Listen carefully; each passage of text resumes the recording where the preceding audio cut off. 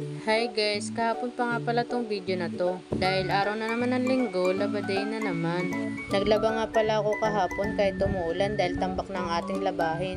Nagwawashing nga lang pala ako tsaka ako binabanlawan. Ang mga oras na nga rin pala nito ay umuulan na. Pero salamat naman sa Diyos at ang ulan natin dito sa Bulacan ay mahina lang. Ang katapat nga pala ng aking labahin ay isang tasang kape. Dahil sa isang tasang kape, sisipagin na ako at gaganahan.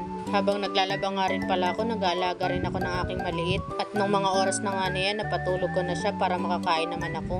Habang kumakain nga pala ako dyan, di ko na napansin na basa pala yung damit ko.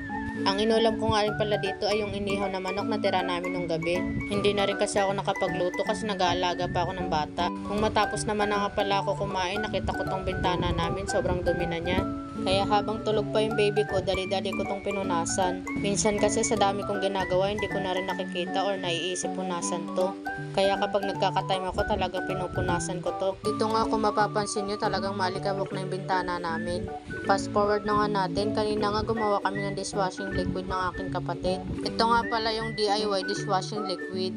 Isang set na nga rin pala ito kapag ka-in-order nyo. Sobrang dali nga rin pala na itong gawin dahil meron naman siyang instruction. Habang binibidyoan ko nga rin pala to, kumukuha na si Jem ng mga gagamitin namin. Siya na nga rin palang pinasalin ko ng 13 liters na tubig. At ang ginamit nga rin pala naming tubig para sa dishwashing liquid ay yung mineral. Sa mga gusto nga rin palang umorder, lalagay ko na lang yung link sa comment section. Sobrang tipid na nga rin pala na itong DIY dishwashing liquid kasi halos 1 month namin siyang nagagamit. At hanggang dito na nga lang muna guys ang ating video. Pa-like, share, and pa-follow ng ating page guys. Salamat sa panonood. Bye-bye!